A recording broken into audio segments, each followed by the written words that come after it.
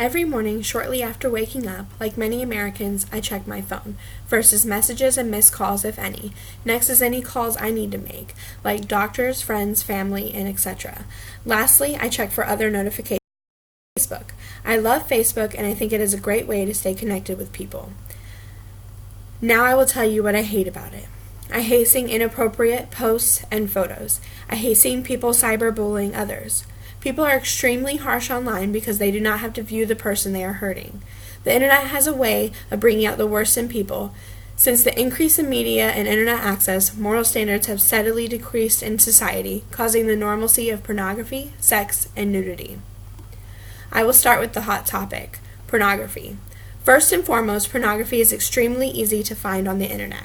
You can search for a topic that seems innocent and can be led to an inappropriate site, not to mention the ads and viruses that plague your computer.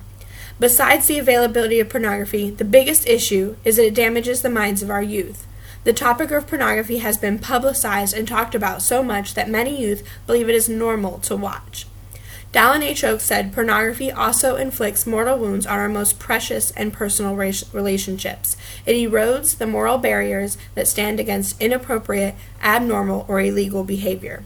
As conscience is desensitized, patrons of pornography are led to act out what they have witnessed, regardless of its effects on their lives or the lives of others. Pornography leads to contention in families. As parents, we must set our secure parental blocks so that children cannot accidentally find anything they should not be seeing. There are many other things that we can do to protect our families from the destructive force of a pornography addiction."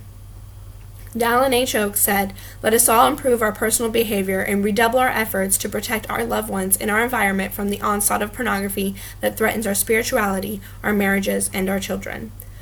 We must do all we can as parents to prevent pornography from invading the minds of our children." Now, why not go from hot to hotter? Sex. I, like many LDS single adults, do not want to have sex before I am married. Once I was chastised for my belief from a guy who seemed to think it was appropriate to tell me I could not wait for marriage because I already have a child. I have made many mistakes in my past, but my child is not one of them, and his life does not dictate anything I do with my body. Social media idolizes sex. Young men and women are taught that premarital sex is normal, even required to know your partner completely before marriage. Mark E. Peterson teaches us it is the lie of a clergyman teaching premarital sex as a type of trial marriage that persuades a girl to lose her virtue. When all of society is portraying something as good, why not try it for yourself? All your friends have done it, shouldn't you? The answer is no. It is hard to remain chaste, but I know the rewards outweigh the difficulty. As parents, we must make sure our children know the right from wrong. Our children need to know the sins of the world are not their sins to bear. The biggest issue will be the peer pressure, but as parents, we have to teach our children how not to be forced into doing something they know is wrong or something that makes them uncomfortable. One of the best steps we can take is to slip into the role of listener and let our children tell us their worries and the things they feel. By knowing their thoughts and opinions, we can understand them and grow together towards a solution. While we're still on the burner, the hottest topic is nudity. As a young woman, this issue is scalding for me. Social media has caused the body shaming of young girls. A recent survey by Yahoo found that 94% of teenage girls have experienced body shaming. Magazines openly Photoshop celebrities and models to depict a perfect shape. When I was younger, I remember seeing these pictures and I knew I was fat because all these women were beautiful and had perfect tummies in cute bikinis. Young girls I went to school with self-mutilated because of the pressure to be perfect.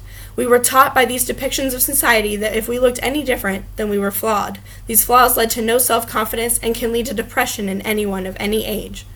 I also hear a lot about breastfeeding and how people think it is disgusting to do in public. The hypocrisy is that many see tight clothing and cleavage as okay, but when a woman is using her breasts as God intended, it is deemed inappropriate and wrong. Let me set the record straight. Breastfeeding is natural. A woman should not feel ashamed or nasty because she is feeding her child, no matter where she is. If the woman does not want to cover herself, that is her decision. I teach my son that it is a natural thing, and he thinks nothing of it. He does not stare, but he may ask questions. I always answer to the best of my abilities in ways he can understand. As parents, we need our children to understand modesty in its entirety. Our children must learn to be comfortable in their body and being who they're meant to be. Social media is a great way to stay in contact with those we do not get to see every day, like out-of-town friends and family. Increases in technology will make it impossible to raise children without the opinions and nature of society weighing on their innocent minds. Our children may be exposed to things we do not want them to see, but we must face the issues. We cannot put our children in a bubble, but we can teach them. Children are the future, and as such, they must be taught the commandments and their place in God's plan. We must restrict access to negative social media. We must monitor what our children watch on TV and what they see in movies.